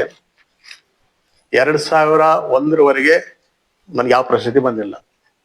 ಅಂದ್ರೆ 21 ವರ್ಷಗಳ ಕಾಲ ಆ ಪ್ರಶಸ್ತಿಯ ಕಲ್ಪನೆ ಇರಲಿಲ್ಲ, ಆಮೇಲೆ ಹಂಬಲನೂ ಇರಲಿಲ್ಲ, ಮತ್ತು ಪ್ರಶಸ್ತಿಗಳು ಕೊಡೋರು ಇರಲಿಲ್ಲ ಆಗಿನ ಕಾಲಕ್ಕೆ ಯಾರು. ಹೀಗಾಗಿ ನಮ್ಗೆ ಅದ್ರ ಬಗ್ಗೆ ಏನು ಯೋಚನೆನೇ ಇರಲಿಲ್ಲ. ಅದು ಇತ್ತೀಚೆಗೆ ನಿಲ್ಲು ಆ ಪ್ರಶಸ್ತಿ ಕೊಟ್ರು, ಈ ಪ್ರಶಸ್ತಿ ಕೊಟ್ರು, ಪೇಪರ್ ತೆಗೆದ್ಬಿಟ್ರೆ ಸಾಕು, ಇಂಥವ್ರಿಗಿಂತ ಪ್ರಶಸ್ತಿ, ಅವ್ರಿಗೆ 100 ಜನರಿಗೆ 100 ಪ್ರಶಸ್ತಿಗಳು, ಪ್ರಶಸ್ತಿ ಮೌಲ್ಯನೇ ಹೋಗ್ಬಿಟ್ಟಿವೆ. ಅದು ನನ್ನ ಸಂದರ್ಭದಲ್ಲಿ ಹಾಗಾಗ್ಲಿಲ್ಲ. ನನಗೇನ್ ಬಂತು, ಮೊದಲೇ ಪ್ರಶಸ್ತಿ ಕರ್ನಾಟಕ ಸರ್ಕಾರದ ಪರಿಸರ ಪತ್ರಿಕೋದ್ಯಮ ಪ್ರಶಸ್ತಿ. ಯಾವ ವರ್ಷ ಅವರು ಅದನ್ನು ಪ್ರಾರಂಭ ಮಾಡಿದ್ರು ಅದೇ ವರ್ಷನೇ ನನಗೆ ಬಂದಿತ್ತು. ನನಗೆ ಫಸ್ಟ್ ವರ್ಷ ನನಗೆ ಬಂದಿತ್ತು. ಅದು ಇನ್ನೂ ಮುಂದುವರೆದುಕೊಂಡು ಬಂದಿದೆ. ಯಾಕಂದ್ರೆ ನಾನು ಮಾಡಿದಂತ ಕೆಲಸಕ್ಕೆ ಅದನ್ನು ಕೊಟ್ಟಿದ್ದಾರೆ ಹೊರತು ಬೇರೆ ಯಾವ ಕಾರಣಕ್ಕಲ್ಲ. ಮತ್ತೆ ಈ ಪ್ರಶಸ್ತಿಗಳ ಸರಮಾಲೆ ಹಾಗೆಯೇ ಮುಂದುವರ್ಕೊಂಡು ಬಂದಿವೆ. ಮುಂದುವರ್ಕೊಂಡು ಬಂದು ಇನ್ನೂ ನಡೀತಾ ಇದೆ. ನಾನೇನು ಪ್ರಶಸ್ತಿಗಾಗಿ ಎಲ್ಲೂ ನಾನು ಆಸೆ ಪಟ್ಟವನಲ್ಲ, ಓದೋನಲ್ಲ. ಆದ್ರೆ ಒಂದೇ, ನಾವು ನಮ್ಮ ಕರ್ತವ್ಯವನ್ನು ನಿಯತ್ತಿನಿಂದ ಪಾಲನೆ ಮಾಡಬೇಕು. ದೇವರು ನಮಗೇನು ಸ್ಕಿಲ್ ಕೊಟ್ಟಿದ್ದಾನೆ, ಒಂದು ಪ್ರತಿಭೆ ಕೊಟ್ಟಿದ್ದಾನೆ, ಅದನ್ನೇ ನಾವು ಮ್ಯಾಕ್ಸಿಮಮ್ ಆಗಿ ಯೂಸ್ ಮಾಡಿ ಸಮಾಜದ ಹಿತಕ್ಕೆ ಪೂರಕವಾಗುವಂತೆ ನಾವು ಕೆಲಸ ಮಾಡಿದ್ರೆ ಪ್ರಶಸ್ತಿಗಳು ಬರ್ತಾನೆ ಇರ್ತವೆ. ಅದ್ರ ಬಗ್ಗೆ ನಾವು ಏನು ಜಾಸ್ತಿ ತಲೆ ಕೆಡಿಸಬೇಕಾದ ಅವಶ್ಯಕತೆ ಇಲ್ಲ. ನಿಮ್ಮ ಸಾಧನೆಗೆ ಸನ್ಮಾನ ಅಂತ ಅಷ್ಟೇ, ಗುರುತಿಸುವಿಕೆ. ಎಲ್ಲೊಂದು ಐಡೆಂಟಿಫೈ ಮಾಡಿ ಒಂದು ಪ್ರಶಸ್ತಿ ಕೊಡ್ತಾರೆ, ಅವರಿಗೊಂದು ಧನ್ಯತಾ ಭಾವ ಇರ್ತದೆ. ಒಳ್ಳೆ ವ್ಯಕ್ತಿ ಕೊಟ್ಟಿವಿ, ಕರೆಕ್ಟ್ ವ್ಯಕ್ತಿ ಕೊಟ್ಟಿವಿ. ಸರ್, ಶ್ರೀ ಜಗನ್ನಾಥ್ ಹರ್ನಾಳಿ ಅವರು ನಿಮ್ ಬಗ್ಗೆ ಪ್ರಬಂಧ ಮಂಡಿಸಿ ಗೌರವ ಡಾಕ್ಟರೇಟ್ ಬರೆದು ದೊಡ್ಡ ಹೆಮ್ಮೆಯ ವಿಷಯ ಅದು. ಅವ್ರು ನಿಮ್ಮನ್ ಬಗ್ಗೆ ಬಂದ್ ಕೇಳಿದ್ರಲ್ಲ, ನಾನು ಒಂದು ಪ್ರಬಂಧ ಮಂಡನೆ ಮಾಡ್ತೀನಿ ಅಂದಾಗ ಅವಾಗ ನಿಮ್ಗೆ ಏನ್ ಅನಿಸ್ತು? ನನಗೆ ಫಸ್ಟಿಗೆ ಆಶ್ಚರ್ಯ ಆಯ್ತು ಮತ್ತು ಸಂತೋಷ ಆಯ್ತು. ಅಂದ್ರೆ ಇಂಥ ಒಂದು ಪ್ರೌಢ ಪ್ರಬಂಧದ ವಿಷಯಕ್ಕೆ ಅರ್ಹನಾಗಿದ್ದೇನೇನೋ ಅನ್ನುವಂಥದ್ದು ಅನುಮಾನ ನನಗೆ ಫಸ್ಟ್ ಟೈಮ್ ಉಂಟಾಯ್ತು. ನಾನು ಅವ್ರಿಗೆ ಕೇಳಿದೆ, ಇಲ್ಲ ಅವರು ಪ್ರಸಾರಾಂಗದ ನಿರ್ದೇಶಕರೇ ಹೇಳ್ಯಾರ್ರಿ ನಿಮ್ ಬಗ್ಗೆನೆ ಇದು ಮಾಡ್ಬೇಕು ಅಂತ. ಆಯ್ತಪ್ಪ ಸರಿ ಅಂತ ಹೇಳಿದ್ರು. ಅದೇನೇನು ಅಗತ್ಯಗಳಿತ್ತು ನಾನೆಲ್ಲ ಅವನಿಗೆ ಅಗತ್ಯಗಳನ್ನು, ನನ್ನ ಪುಸ್ತಕಗಳನ್ನು ಮತ್ತು ಇಂಟರ್ವ್ಯೂ ಮಾಡಿದ ಅವೆಲ್ಲ ಕೊಟ್ಟು ಅವನ ಅಧ್ಯಯನ ಮಾಡಿ ಅದನ್ನ ಸಲ್ಲಿಕೆ ಮಾಡಿದ. ಅದು ಅವಾರ್ಡ್ ಆಯ್ತು, ಒಂದು PhD. ಹೆಮ್ಮೆ ವಿಷಯ. ಹೌದು, ಅದು ಬಹಳ ಜನ ಹೇಳ್ತಾರೆ. ಅದರಲ್ಲಿ ಡಾಕ್ಟರ್ ಅಂತಂದ್ರೆ ಭಾರಿ ಒಂದು ಮೋಹ, ಬಹಳ ಜನ ವ್ಯಾಮೋಹ. ನಾನ್ ಬಳಸೋದಿಲ್ಲ ಅದು ನನ್ನ ಹೆಸರಲ್ಲಿ. ಬಟ್ ಬೇರೆಯವ್ರು ಬಳಸೋದು, ನಾ ಬ್ಯಾಡ ಅಂತ ಹೇಳಿದ್ರು ಬಳಸ್ತಾರೆ. ಏನ್ ಮಾಡ್ಲಿಕ್ಕೆ ಆಗ್ತದೆ? ಇವತ್ತೇ ಒಬ್ರು ಮೈಸೂರಿನಿಂದ ಫೋನ್ ಮಾಡಿದ್ರು, ನೀವು ಇಷ್ಟೆಲ್ಲ ಕಳಿಸಿದ್ರಿ, ನಿಮ್ ಹೆಸರಿನಿಂದ ಡಾಕ್ಟರ್ ಹಾಕಿದ್ರು. ನಾ ಹಾಕಂಗಿಲ್ಲ ಅಂತ ಹೇಳಿ, ಬಟ್ ನಾವು ಅದನ್ನ ಹಾಕ್ತೇವೆ ಅಂತಂದು. ಮೈಸೂರಿನಲ್ಲಿ ನಾಳೆ 2ನೇ ತಾರೀಕಿಗೆ ಒಂದು ಕಾರ್ಯಕ್ರಮ ಇದೆ, ಅಲ್ಲಿ ಕರ್ಸಿದ್ದಾರೆ ನನಗೆ. ಅದು ಯಾಜ್ಞವಲ್ಕ ಆಶ್ರಮದವರೇ. ಇಲ್ಲ, ನಾನು ವೈಯಕ್ತಿಕ, ಅದು ಗೌರವ ಸೂಚಕವಾದದ್ದು, ನಾನು ಪಡೆದಿದ್ದಲ್ಲ, ಯಾರೋ ಕೊಟ್ಟಿದ್ದು ನನಗೆ ಅಷ್ಟೇ. ಸೊ ಅದನ್ನ ನಾನು ಉಪಯೋಗಿಸಬಾರದು, ತಾತ್ವಿಕವಾಗಿ. ಪರವಾಗಿಲ್ಲ, ನಿಮ್ಮ ಸಾಧನೆಗೆ ಕೊಟ್ಟಾರಲ್ಲ, ಅದು ಕೊಟ್ಟಿದ್ದಾರೆ. ಬಟ್ ನಾನೇನು ಅದನ್ನು ಗಳಿಸಿ ನಾನು ಅಧ್ಯಯನ ಮಾಡಿ ಪಡೆದಂತದ್ದಲ್ಲ. ಅದು ಯಾರು PhD ಮಾಡಿ ಶ್ರಮ ಪಟ್ಟು ಏನು ಎಲ್ಲ ತಿಳ್ಕೊಂಡು ಮಾಡಿರ್ತಾರೆ, ಹಾಗಲ್ಲ. ಅದು ಏನೋ ನನ್ನ ಜರ್ನಲಿಸಮ್, ನನ್ನ ಪತ್ರಿಕೋದ್ಯಮ ಮತ್ತು ಸಾಹಿತ್ಯಕ್ಕೆ ಸೇವೆ ಸಲ್ಲಿಸೋದನ್ನ ಗುರುತು ಕೊಟ್ಟಿದ್ದಾರೆ. ನಾ ಸ್ವೀಕಾರ ಮಾಡಿದ್ರೆ ಅಷ್ಟೇ.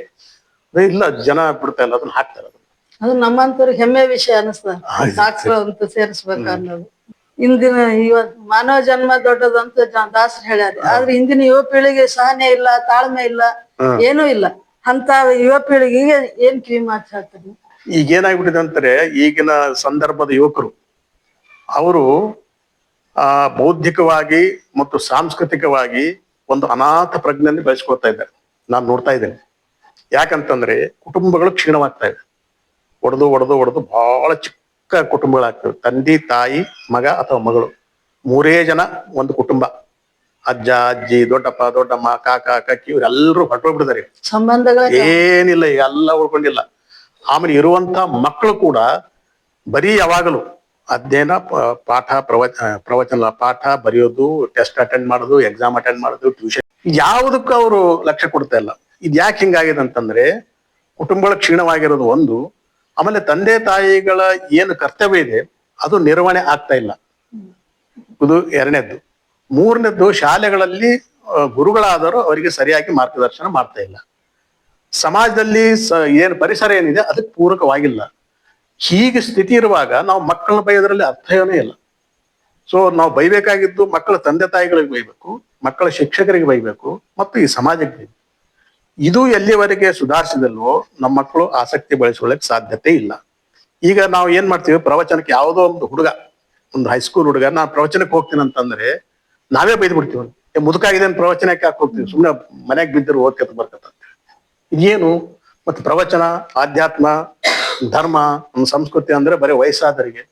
ನಾನು ಎಷ್ಟೋ ಕಡೆ ಪುರಾಣ ಕೇಳಕ್ ಹೋಗ್ತೀನಿ, ಭಾಗವತ ಪುರಾಣ ಕೇಳ್ತೀನಿ, ಪ್ರವಚನ ಕೇಳಕ್ ಹೋಗ್ತೀನಿ. ಅಲ್ಲಿದ್ದವರೆಲ್ಲ 60+ ಎಲ್ಲ ತಲೆ ಬೆಳಗಾದವರೇ ಇರ್ತಾರೆ. ಯುವಕರು ನೋಡೇನಂದ್ರೆ ಇದಲ್ಲ. ಅಂತವ್ರಿಗೆ ಹೇಳಿ ಅಂತ ನೀವು ಯಾವ ಪ್ರವಚನ ಹೇಳಿದ್ರೇನು, ಬರೇ ಶ್ರವಣ ಮಾತ್ರದಿಂದ ಸ್ವರ್ಗ ಸಿಗ್ತದ ಅನ್ನುವಂತ ನಂಬಿಕೆಯಿಂದ ಹೋಗಿ ಕೇಳೋರೇ ಜಾಸ್ತಿ ಇರ್ತಾರೆ. ಅದೇ ನಮ್ಮ ಯುವಕರಿಗೆ ಅದನ್ನ ನಾವು ಹೇಳಿದ್ರೆ, ಅಲ್ಲಿ ಕೂಡಿಸಿದ್ರೆ ಎಂತಿಂತ ವಿಚಾರಗಳು ಭಾಗವತದಲ್ಲಿ ಇದೆ, ಬೇರೆ ಬೇರೆ ಪುರಾಣಗಳಲ್ಲಿ, ಬೇರೆ ಬೇರೆ ಪ್ರವಚನಗಳಲ್ಲಿ ಹೇಳ್ತಾರೆ. ಅವ್ರ ತಲೆ ಹೋಗ್ತಂದ್ರೆ ಎಷ್ಟೊಂದು ನಮ್ಗೆ ಸಮಾಜದಲ್ಲಿ ಬದಲಾವಣೆ ಆಗ್ಲಿಕ್ಕೆ ಸಾಧ್ಯತೆ ಇದೆ. ಸೊ ನಾ ಹೇಳೋದೇನಂತಂದ್ರೆ, ನಮ್ಮ ತಂದೆ ತಾಯಿಗಳು ತಮ್ಮ ಮಕ್ಕಳು ಸರ್ವತೋಮುಖವಾಗಿ ಅಭಿವೃದ್ಧಿ ಆಗಲಿಕ್ಕೆ ಅವಳಲ್ಲಿ ಹೊದರಿರುವಂತಹ ಕಂಪ್ಲೀಟ್ ಏನಿದೆ ಸ್ಕಿಲ್ಸ್ ಮತ್ತು ಆಲೋಚನಾ ಶಕ್ತಿ ಏನಿದೆ ಅವ್ರು ಹೊರಗೆ ಬರುವಂತೆ ಅವರು ಮಾಡ್ಬೇಕು. ಅವ್ರು ಮಾಡಿದ್ರೆ ಹೊರತು ಬೇರೆ ಯಾಕೆ ಮಾಡ್ಲಿಕ್ಕೆ ಸಾಧ್ಯ ಇಲ್ಲ. ಈ ತಂದೆ ತಾಯಿಗಳ ಪ್ರಥಮ ಜವಾಬ್ದಾರಿ ಮತ್ತು ಕುಟುಂಬದ ಜವಾಬ್ದಾರಿ, ಅದ ನಂತರ ಸ್ಕೂಲ್ನಲ್ಲಿ ಅದು. ಸೊ ಹೀಗೆ ಈ ವಾತಾವರಣ ಹೀಗಿರೋದ್ರಿಂದ ಇವತ್ತೆಲ್ಲವನ್ನು ಕೂಡ ನಾವು ದೂರ ಮಾಡ್ಕೊಳ್ತಾ ಇದ್ವಿ. ನಮ್ಮ ಸಂಸ್ಕೃತಿಯನ್ನು ದೂರ ಮಾಡ್ತಿದ್ವಿ. ನಮ್ಮ ನಡವಳಿಕೆಗಳು, ನಮ್ಮ ಸಂಪ್ರದಾಯಗಳು, ನಮ್ಮ ವಾಡಿಕೆಗಳು ಅವೆಲ್ಲವನ್ನು ಕೂಡ ನಾವು ಗುಡ್ ಅಂತ ತಿಳ್ಕೊಂಡು ಅದ್ರ ಬಗ್ಗೆ ನಾವು ಅಸಡ್ಡೆ ಭಾವನೆ ತಾಳುವಂತ ಪರಿಸ್ಥಿತಿ ಬಂದಿದೆ. ಇದು ಬ್ರಿಟಿಷರಿಗೆ ಇದೇ ಬೇಕಾಗಿತ್ತು. ಈ ಒಂದು ನಮ್ಮ ಸಂಸ್ಕೃತಿ ಮೇಲೆ ಅದನ್ನ ಆಕ್ರಮಣ ಮಾಡಿಬಿಟ್ರೆ ದೇಶದ ಮೇಲೆ ದೊಡ್ಡ ಆಕ್ರಮಣ ಮಾಡಿದಾಗ ಅದನ್ನ ಅವ್ರು ತಿಳ್ಕೊಂಡು ಅದೇ ರೀತಿಯಾಗಿ ನಡ್ಕೊಂಡು ಬಂದ್ರು. ಸ್ವಾತಂತ್ರ್ಯ ನಂತರ ನಮ್ಮ ಸರ್ಕಾರಗಳು ಕೂಡ ನಮ್ಮ ಪಠ್ಯಕ್ರಮದಲ್ಲಿ ಅದ್ಯಾವುದನ್ನು ಇಡ್ಲಿಲ್ಲ. ಬರೀ ಆಧುನಿಕ ವಿಷಯಗಳನ್ನ ಮಾತ್ರ ತುರುಕಿ ನಮ್ಮನ್ನ ಬ್ಲೈಂಡ್ ಮಾಡಿಬಿಟ್ರು. ಬಟ್ ಇತ್ತೀಚೆಗೆ ಕೆಲವು ಬದಲಾವಣೆಗಳಾಗ್ತವೆ, ಅದೊಂದು ಶುಭ.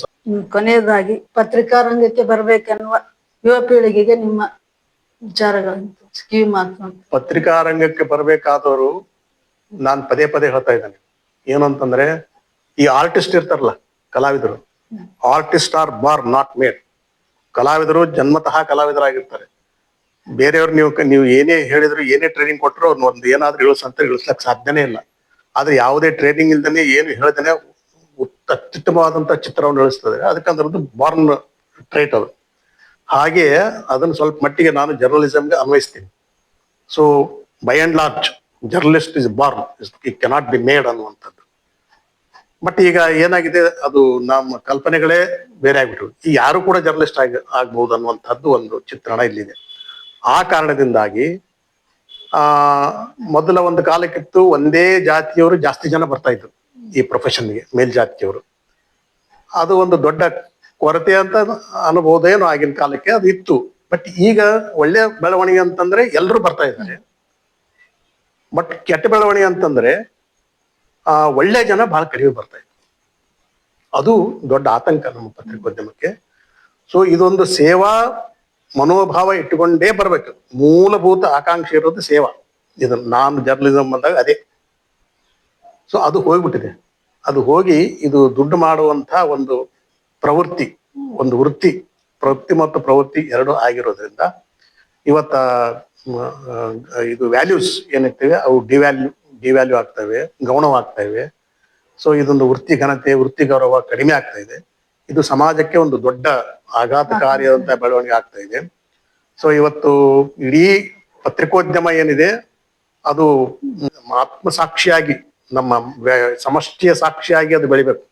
ಪ್ರತಿಯೊಬ್ಬರು ಒಂದು ಭಾವನೆ ಬರೋ ಜನರಲ್ಲಿ, ಈ ಬಡವರಲ್ಲಿ, ಮಹಿಳೆಯರಲ್ಲಿ ನಮ್ಮ ಪರವಾಗಿ ಪತ್ರಿಕೆಗಳಿವೆ, ನಮ್ಮ ಪರವಾಗಿ ಹೋರಾಡ್ತೇವೆ ಅನ್ನುವಂತ ಆ ಭಾವನೆಯನ್ನು ಇಟ್ಟುಕೊಂಡು ಸೇವಾ ಪ್ರವೃತ್ತಿಯಿಂದಲೇ ಬರ್ಬೇಕು ಹೊರತಾಗಿ ಬೇರೆ ಪ್ರಲೋಭನೆಗಳಿಂದ ಈ ಪ್ರವೃತ್ತಿಗೆ ಬರಬಾರ್ದು ಅಂತ ನನ್ನದು ಮೂಲ ಮತ್ತು ಖಚಿತವಾದಂತ ಉದ್ದೇಶ. ಮತ್ತು ಅದನ್ನ ನಾನು ಹೇಳ್ತಕ್ಕಂಥದ್ದು ಎಲ್ಲರಿಗೆ. ಮತ್ತೆ ಈ ಪ್ರವೃತ್ತಿ ಹಂಗಿದೆ, ಇದು ವೃತ್ತಿ ಇರೋದೇ ಹಾಗೆ.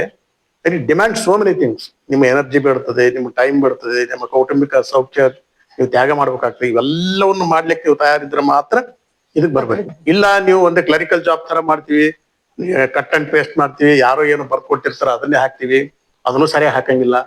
ಆ ತರ ಪ್ರವೃತ್ತಿ ನಾವು ಇವತ್ತಿನ ಪತ್ರಿಕೆಗಳಲ್ಲಿ ನೋಡ್ತಾ ಇದ್ದೇವೆ. ಇದು ಒಂದು ಟ್ರಾನ್ಸಿಷನ್ ಪೀರಿಯಡ್ ಅಂತ ನಾನು ಅನ್ಕೊಂಡಿದ್ದೀನಿ. ಇಂಥ ಪ್ರವೃತ್ತಿ ಬೆಳಿಬಾರ್ದು. ಇದು ಒಳ್ಳೆ ಆರೋಗ್ಯಕರ ಲಕ್ಷಣ ಅಲ್ಲ. ಬಟ್ ಮುಂದೆ ಬರ್ತಕ್ಕಂಥ ಜನ ಇದ್ದಾರೆ, ನಾನು ಇವತ್ತಿಗೂ ನೋಡ್ತೀನಿ ಬಹಳ ಪ್ರತಿಭಾವಂತರಿದ್ದಾರೆ, ಪರ್ಟಿಕ್ಯುಲರ್ ಇಂಗ್ಲಿಷ್ ಪ್ರೆಸ್ ನಲ್ಲಿ ಬಹಳ ಪ್ರತಿಭಾವಂತರಿದ್ದಾರೆ, ಕನ್ನಡದಲ್ಲೂ ಇದ್ದಾರೆ. ಅದನ್ನ ಸರಿಯಾಗಿ ಉಪಯೋಗಿಸ್ಕೊಳ್ಬೇಕು. ನಮ್ಮ ಉದ್ಯಮ ಅಂತ ನಾವು ಅನ್ಕೊಂಡಿದ್ದು ಅದು ಉಪಯೋಗಿಸ್ಕೊಳ್ಬೇಕು ಅಂತ ಹೇಳ್ತೀನಿ ಅಷ್ಟೇ. ಮತ್ತೆ ಅದಕ್ಕಿಂತ ಹೆಚ್ಚಿಗೆ ನಾ ಹೇಳಕ್ಕಾಗಲ್ಲ. ಇದನ್ನ ಕರಿಯರ್ ಅಂತ ಭಾವಿಸ್ತಾರೆ ಬಹಳ ಜನ. ಕರಿಯರ್ ನಿಜ ಇಲ್ಲ ಅಂತ ಅನ್ನೋದಲ್ಲ, ದುಡ್ಡು ಬೇಕೇ ಬೇಕು. ಆದ್ರೆ ದುಡ್ಡು ಎಷ್ಟು ಬೇಕು, ಮನುಷ್ಯನ ಜೀವನ ಸಾಗಿಸ್ಲಿಕ್ಕೆ ಎಷ್ಟಾಗತ್ತೆ ಅಷ್ಟೇ ದುಡ್ಡು ಬೇಕು. ಅದಕ್ಕಿಂತ ಹೆಚ್ಚಿನ ದುಡ್ಡು ಬಯಸಬಾರ್ದು ಈ ಪತ್ರಿಕೆಯಲ್ಲಿರೋರು. ದುಡ್ಡಿಗಾಗಿ ವೃತ್ತಿ ಮಾಡ್ಬಾರ್ದು, ವೃತ್ತಿಲಿಂದ ದುಡ್ಡು ಬರ್ತದೆ. ಸರಿ. ಅದು ಇದುವರೆಗೂ ಶ್ರೀ ಸರ್ವಜ್ಞ ವಾಹಿನಿಯೊಂದಿಗೆ ನಿಮ್ಮ ಅನುಭವದ ಅನಿಸಿಕೆಗಳನ್ನು ಹಂಚಿಕೊಂಡಿದ್ದೀರಿ. ತುಂಬಾ ಧನ್ಯವಾದಗಳು. ನಿಮ್ಮ ಸಾಹಿತ್ಯ ಹೀಗೆ ಹೆಚ್ಚಿನ ರೀತಿಯಲ್ಲಿ ಮುಂದುವರಿಯಲಿ ಎಂದು ಆಶಿಸುತ್ತೇನೆ. ನಿಮಗೂ ಕೂಡ ಬಹಳ ಧನ್ಯವಾದಗಳು ಮತ್ತು ಅಭಿನಂದನೆಗಳು. ಅಭಿನಂದನೆಗಳು ಎರಡು ಕಾರಣಕ್ಕಾಗಿ. ಒಂದು, ಶ್ರೀ ಸರ್ವಜ್ಞ ಪತ್ರಿಕೆಯನ್ನು ತಾವು ನಡೆಸ್ಕೊಂಡು ಬರ್ತಾ ಇದ್ದೀರಿ. ಒಂದು, ಧರ್ಮ, ಆಧ್ಯಾತ್ಮ, ಸಂಸ್ಕೃತಿ ಈ ವಿಷಯಗಳ ಕುರಿತಾಗಿ ಇದಕ್ಕೆ ಮೀಸಲಾಗಿಟ್ಟಿರುವಂತದ್ದು, ದಾಸ ಸಾಹಿತ್ಯಕ್ಕೆ ಮೀಸಲಾಗಿಟ್ಟಿರುವ ಒಂದು ಪತ್ರಿಕೆ ಬಹಳ ಅವಶ್ಯಕವಾಗಿತ್ತು. ಅದನ್ನ ನೀವು ನಡ್ಸ್ಕೊಂಡು ಬರ್ತಾ ಇದ್ರೆ ಅದಕ್ಕೆ ಪ್ರಥಮ ಅಭಿನಂದನೆಗಳು.